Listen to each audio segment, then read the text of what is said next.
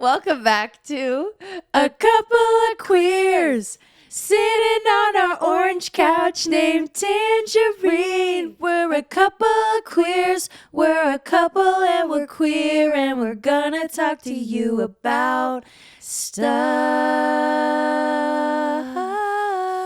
Yeah. Yay, welcome back to A Couple Queers. Willow has joined us today on Tangerine. Willow is our cat. Willow, you got anything to say? She's purring. I don't know if you can hear her purring, but she is. She's really happy to be here today. That's really cute. She hasn't joined us since season 1 of this podcast. Yeah. So I feel honored and lucky and special, and y'all should too. If you don't know, there is a video version of this. If you're only watching this, or if you're only listening to this, there is a video version of this on YouTube, A Couple Queers podcast. Then you'll be able to see Willow. Yeah, she's so cute. She looks like a little cannoli. She is a cannoli. Yeah. She is such a cannoli. I feel so far away from you. I know. Because It's okay. Willow's in my spot, but we don't move her because it's her couch. We're just sitting on it. Exactly. This is Willow's apartment. Yeah. We're just living in it. Exactly. So, Yeah. yeah. Everything revolves around Willow, technically. So today we are going to talk about childhood autism signs. Woo, early signs of autism. We're both autistic. And also a bitch. Lauren, also have ADHD and OCD. Yes. But yeah, so I'll also be kind of talking about probably because there's a lot of traits and signs that overlap with ADHD and autism. So yeah, mine are going to be overlapping traits most likely, but not all of them. But yeah. Yeah. I'm just autistic and also a bitch. Yeah. So I just got diagnosed earlier this year, a few months ago now. Yay. Yeah. At what age? At age 26. Yep. Mm-hmm. Yeah. So I didn't know for 26 years. Neither did my parents. Neither did anyone. Yeah. My autism went unnoticed by everyone in my life until I finally figured that shit out in my 20s. If you don't know how we kind of came about realizing that we're autistic, so I still self-realize, but I am diagnosed with ADHD. And KEARA is self-realized for 2 years before they got diagnosed. Yeah, self-realization is so valid. Self-diagnosis, self-identification, whatever term you want to use, it's so valid. And I knew I was autistic before I got diagnosed for 2 years, and I was still autistic during those 2 years. Yes, being self-diagnosed is literally a first step to getting diagnosed. Yeah. Because when you're getting diagnosed, you kind of have to prove yourself to the doctors and be no, I know that I have this. And you kind of have to list the traits that you have. And you have to especially as an AFAB person, you really kind of have to show yourself and prove to the doctors you have it. Literally at this point, especially being so high masking, and not people not necessarily being able to tell. Yeah. In females specifically, I just feel we've basically learned, okay, so we can't show up as much as male counterparts in the world. Or just there's just so much research on just white AMAB people that now they're kind of realizing the differences between autism between AMAB and AFAB, and there's not as much, but a lot of AFAB people are getting diagnosed way later in life because we had to basically hide ourselves because we were taught to not make a scene, keep your feelings small, don't lash out or else you'll cause a scene, don't be all of these things that AMAB people could be, and it was normalized for them to be. And so now they're kind of just doing so much research and realizing oh shit, AFAB people can have autism too, and it's way more common than we think. Yeah, and for the longest time too, people only thought that children could have autism, and then they just grow out of it magically. But it's no, adults just learn how to cope better in society, I guess. Yeah, Hi. sorry, I like zoned out because Willow was like, I need to go back to mommy's. And like, Yeah, Willow left the couch and now she's coming back. and then she came back. When she saw me scoot into her spot, she was like, That's wait. my spot. Now she's trying to get back up. Willow. She wants to cuddle. Here she is. Yay. Good girl. Good girl, honey. Nice to yeah, hear. that's a good girl. Yeah. Cool. The first like early sign that I can think of has to do with sensitive sensory things. And like, for example, like I hated going from dry to wet or wet to dry. Like that transition was really hard for me. And also like my skin is so sensitive that when I did come out of like, so for example, let's say I had to go into a pool. I would have rather be dry outside of the pool than go into it. Like a lot of the times the adults I was with, like whether that be a babysitter or my parents or whatever, like they had to like kind of like force me into the pool or force me to go to the pool because I didn't want to go. And they're like, come on, it's fun. Like children love this. And I like did not want to do it because I'm like, okay, well, once I'm in the pool, I don't want to come out. Yeah. Because I don't want to deal with like, one, the transition, and two, when the water droplets would fall on my skin, it felt like bugs. Like I have this core memory of me having a meltdown because I'm like, there's bugs on me, there's bugs on me. My mom's like, there's no bugs on you, like, and she just like quickly cocooned me into a towel to like calm me down. Like that's a big thing, is I had a lot of sensory things when I was little. Me too. Yeah. I might have shared this in another piece of content, but I was born in Sault Ste. Marie, Ontario. Woo! Comment below if you know where that is. Yeehaw! Yeehaw! It's a northern town in Ontario, and it's on a river, and like big freighter boats carrying like cargo and stuff would like pass by on the river. And yeah, like because it's right by the US, so I think a lot of, right, correct me if I'm wrong, yeah, it's a like, border town, so like big boats, like huge boats, and they make this like really bassy like sound. And even though like we weren't like, our house wasn't on the water or anything, like it was like far enough into the city, but like when I was a baby, my mom said I used to like scream and cry when like those boats were heard in the distance. And she was like, what? Like it's literally like so far away, but like my baby ears, like it was too much for my little baby ears. Like you could hear frequencies that other people couldn't hear. And I honestly have that now too. Like too. I hear things that other people don't hear, Like squeaky car brakes. Oh, Some people don't hear that. I can't. No, I'm literally like, there'll be, sorry, Willow just started scratching. Willow, you're okay. Come here. Come sit. Come here. She's mad because like I have an idea. I ate sardines. We were eating sardines and they were in like olive oil and chili, and like she really wanted them. She really wanted the sardines, and then but we couldn't give it to them because there was like olive oil and chili and stuff in it. But she really wanted the sardines. We gotta get her some sardines that like aren't covered in stuff. There we go. There we go. She just needed a blanket on the couch. What I was gonna say was, I'll be like, oh, so we live in Toronto, Canada, and so I will be out on the street, and there will be such a squeaky streetcar, and I'll be like, oh my god, like I'm getting so overwhelmed. I'm looking around, and everyone's just straight faced, not affected, and I'm like, how are you not affected by this? Mm-hmm. How are you just like roaming the streets and like, oh, I also get it. I also get so shook when like, because like every time a fire truck or a police car passes, Lauren and I like plug our ears, but like no one else does, and I'm like, how do you not? How is that not excruciating in your eardrums? Literally, I'm like, are y'all dissociated Probably. or like what? Because this is way too much. Yeah. Or like construction. Oh god, don't even get me started on construction. No. Yeah, so very sensitive things. I also had sensitive hearing. You can speak more on this because it was a part of your diagnosis, but like germ anxiety,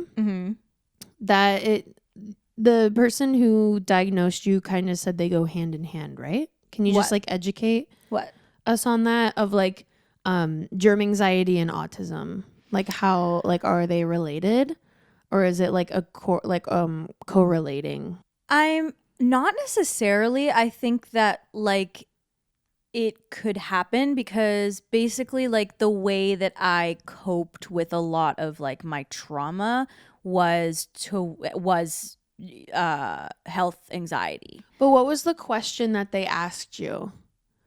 Like when you were getting diagnosed with autism, like they asked you something about like being anxious, like towards germs, like health anxiety. I think that I might have brought that up. I don't think like you necessarily have health anxiety if you have autism, but I think that it's definitely like a common co-occurrence. I think a lot of autistic people do have health anxiety and or OCD, but it's not necessarily like related to autism. Oh, I thought she asked you like if you've struggled with that, and that like it's a common, like a lot of autistic. Maybe she was just saying it was a common occurrence. Yeah, it could be a common co-occurrence. Well, I wanted to share that like when I was little, I still do, like had germ anxiety with where I sit.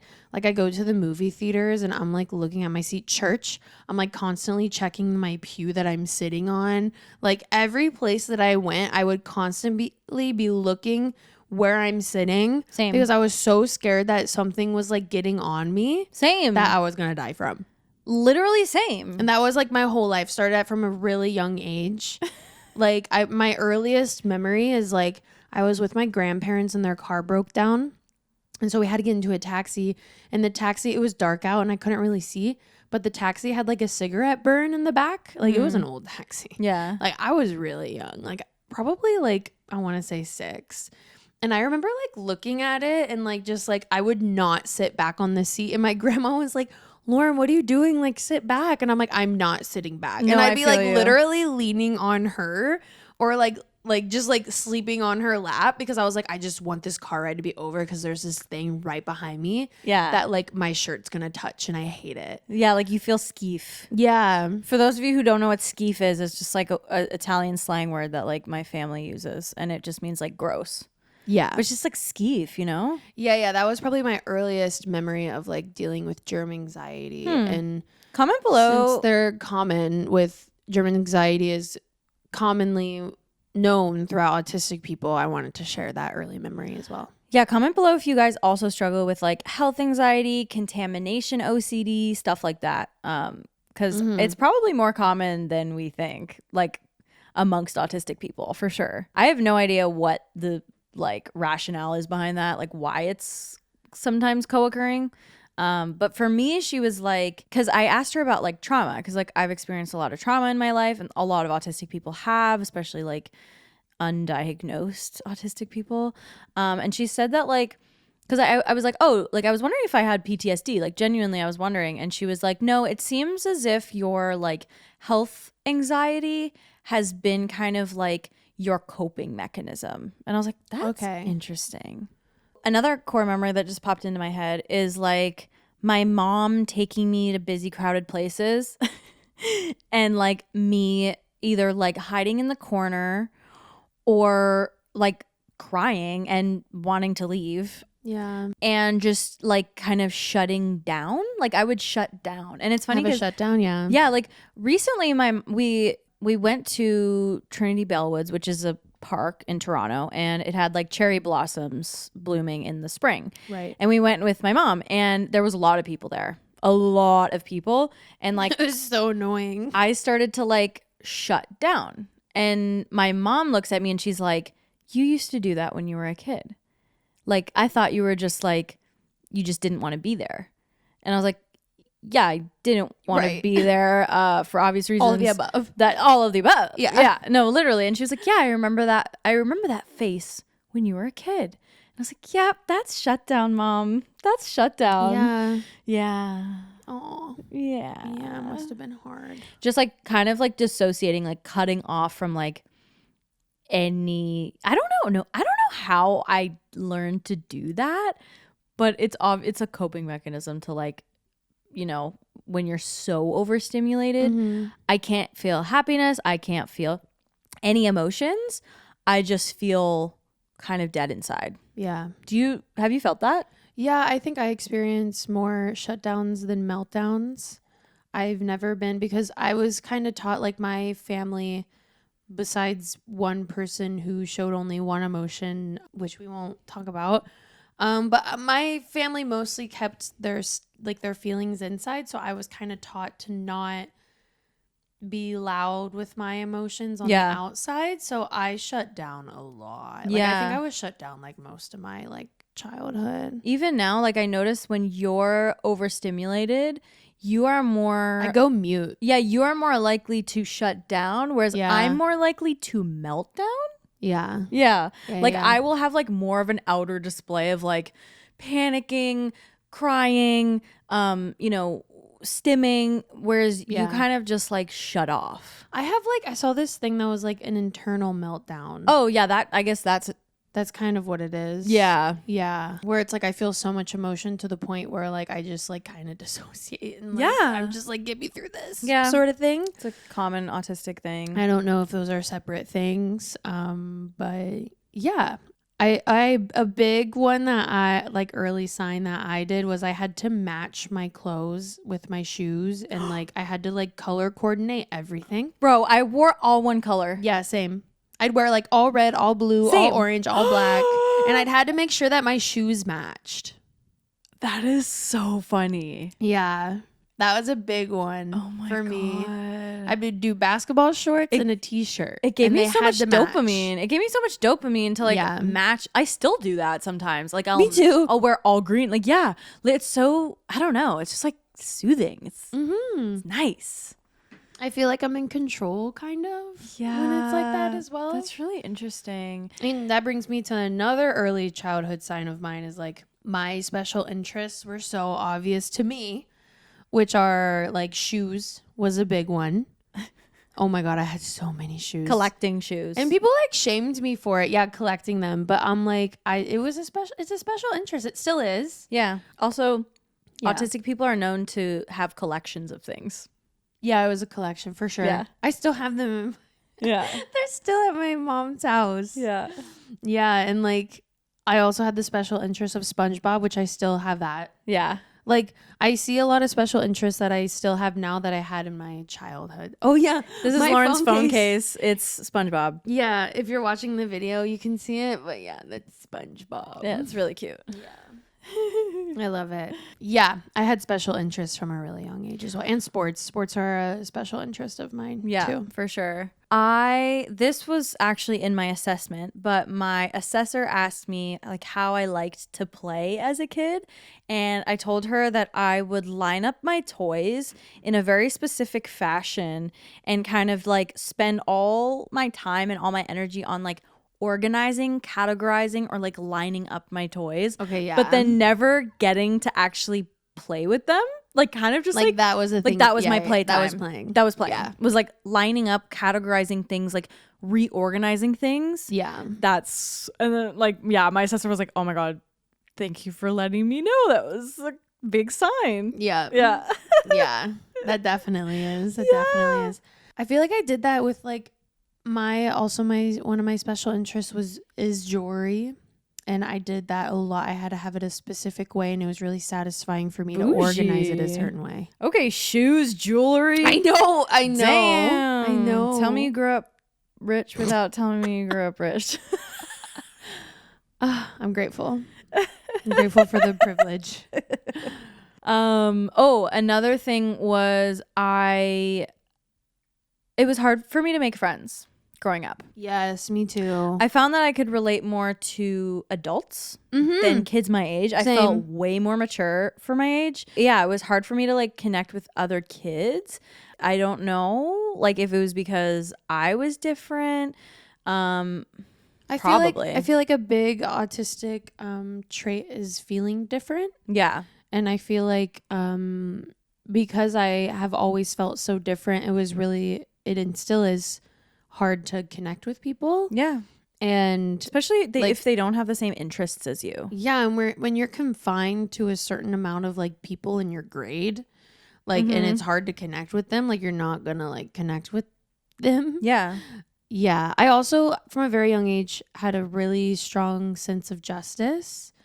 That's a really big one for me because, like, I would see how, like, the popular people would treat, like, someone, like, who wasn't popular. And I would go, like, sit with that person at lunch if they were alone, because I'm like, that's not right. Like, for you to be separated. Like, I didn't understand, like, the separation between groups and, like, just like not things being equal. I didn't Cliques. understand why Yeah. girls couldn't play with boys at recess. Yeah. Like, I would go and play with the boys. Yeah. Like that. I just didn't understand the like equality aspect of that. Social norms Yeah. were like confusing. Yeah.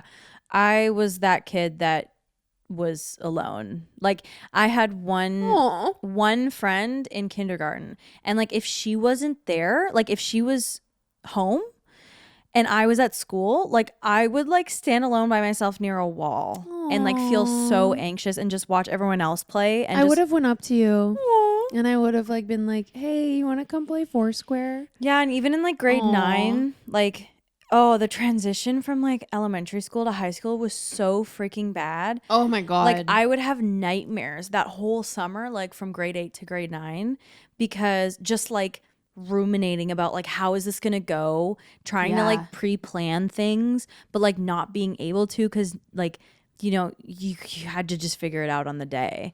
Yeah. And like I you know, hated the first day of new school. people, Ugh. new teachers, new school, harder classes, like new structure of the way that like the periods went. Yeah. Like that was like a really difficult time for me. I just hated the first day of school in general. Oh like, my God. every single year I hated it. I couldn't even hated eat it. that morning. Same. I couldn't eat like any morning. My mom had to force me like from a very young age to like eat a granola bar because I was so anxious to go to school. Like I had so much social anxiety Yeah. that like, especially like I talk about transitions. I went from a public school to a Catholic school from 3rd grade to 4th grade.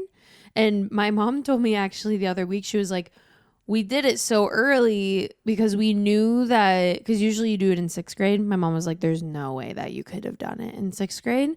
So they did it in 4th grade. But that was actually when I had meltdowns all the time. Like they actually had to call my mom a few times to come pick me up because I was having such a bad meltdown because kids already knew how to like do cursive. They already had their cliques. And I'm just like this new person that just transferred. And like everyone thought I was weird. And so I was just like, but the teachers were so mean too. And I was just like crying. And I was just like, I had panic attacks and meltdowns. Aww. Yeah. Aww. Yeah, I think it was more so a meltdown than a panic attack. But like I could have had like multiple of both of them. But Yeah. the transitions were so hard when I was younger. I bet. Bitch, I thought I've been having panic attacks my whole life.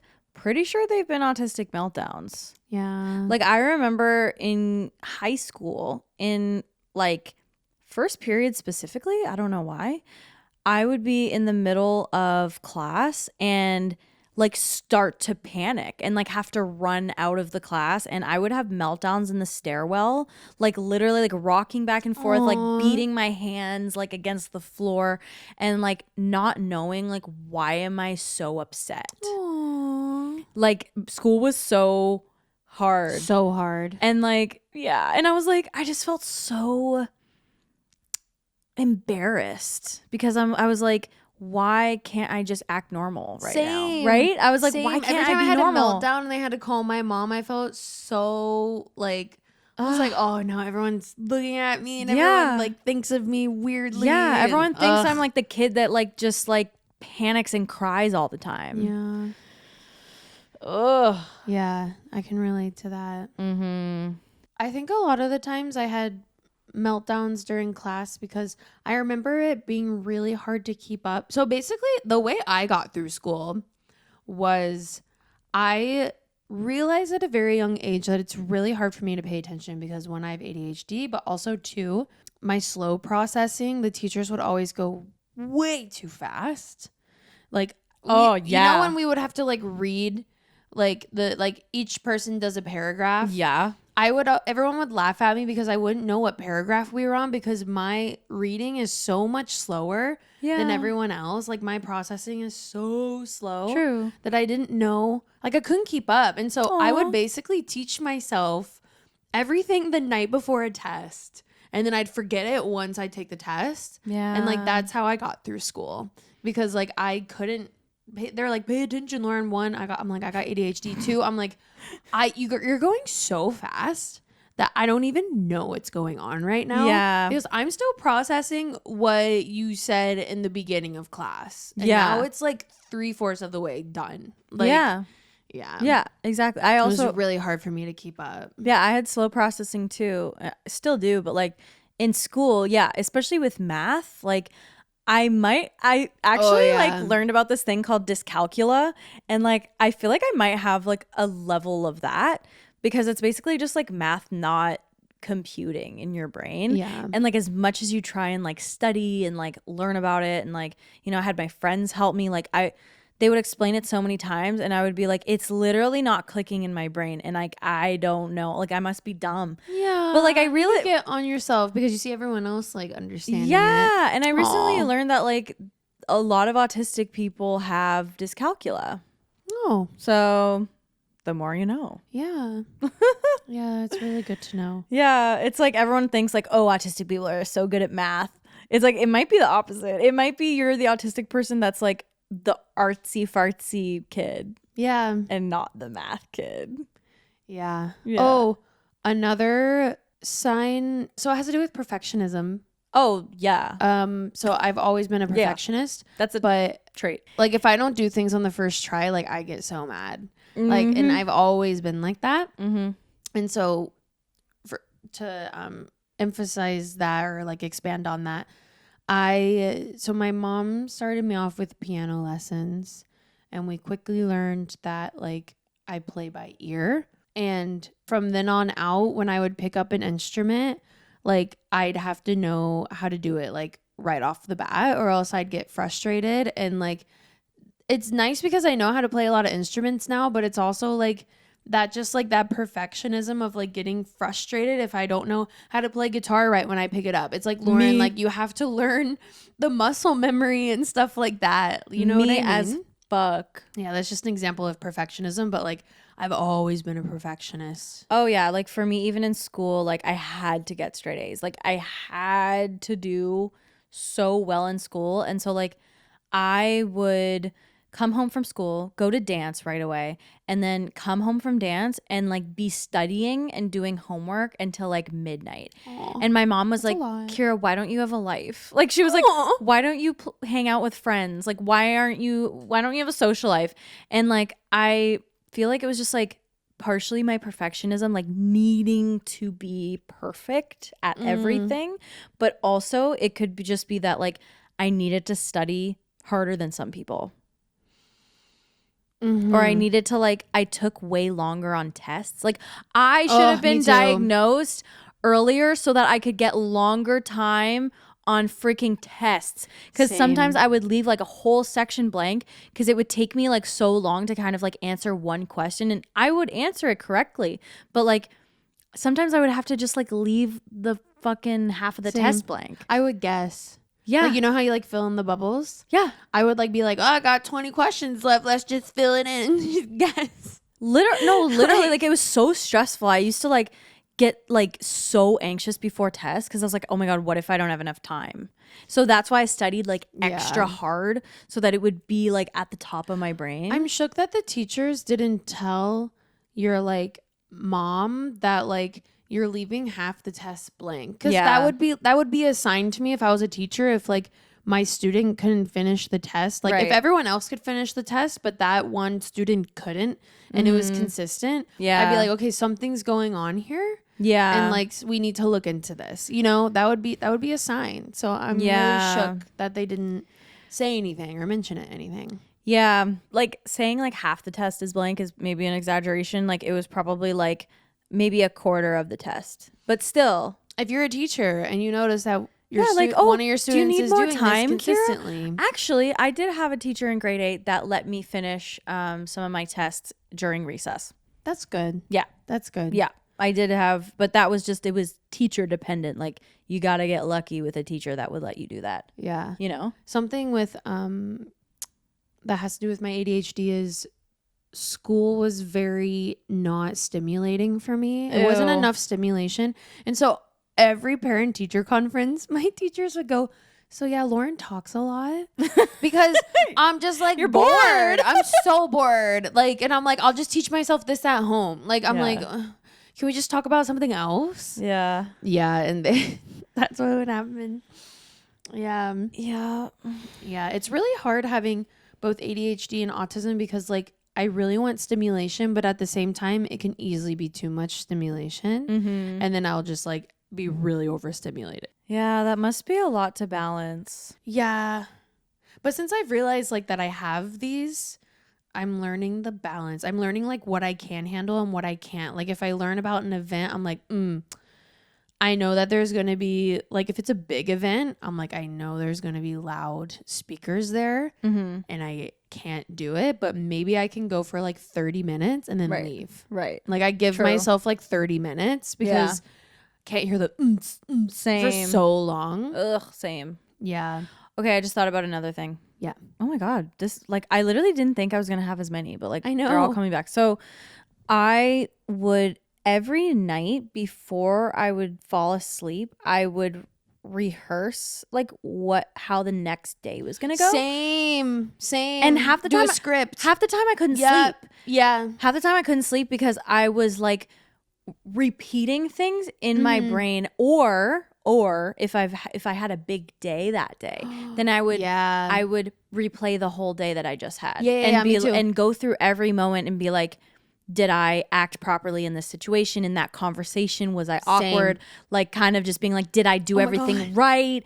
And like That's true. It would affect my sleep. Yeah, me too. Yeah. You just be ruminating. Yeah, just ruminating, like, looping. If I had a soccer game the next day, oh my God, I would just be thinking about it. Or like if I had to like, I would just rehearse like how to talk to certain people in my grade. Like if someone was like a popular kid, I'd be like, okay, how do I talk to them? Literally. Like I would just like catch those. Also, I definitely like stimmed a lot when I was little.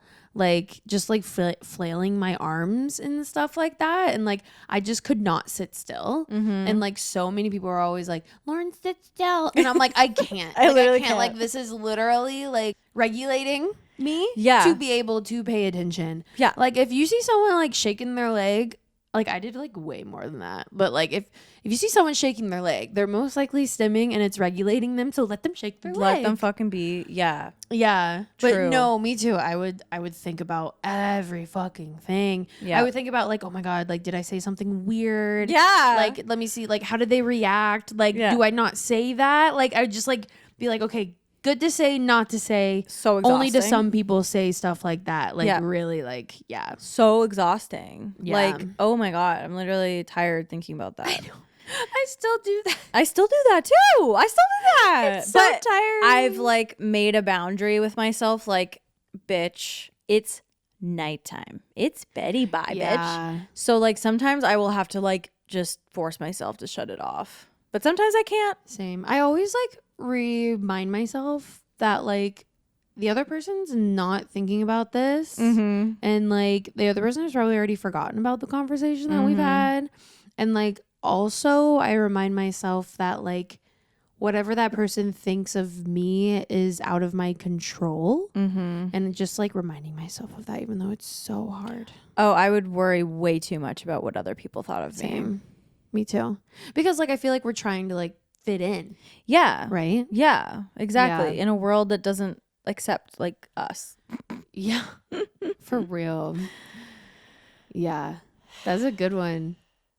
I'm trying to think of any more. All I can think about is how I want to go back to that guy selling the plants down the street and get another plant or get a pot for the plant. I just bought a Monstera from this guy. I really wanted the one that looked like a tree. We should get it. Let's go get it. Oh, I hope it's still there. Yeah. Anyways. I bought a Monstera and it's really pretty. Yeah.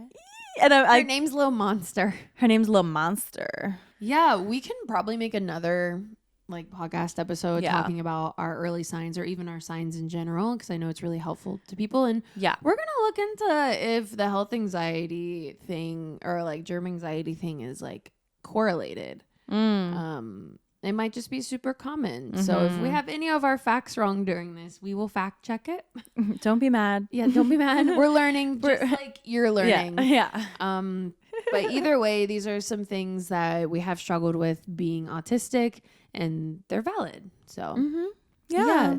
Thanks for listening. Thanks for listening, guys. We can't wait to see you in the next one. Thanks for like just showing up here and spending this like 30 minutes or however long this is with us. And we really appreciate you. And we're really grateful for you every day.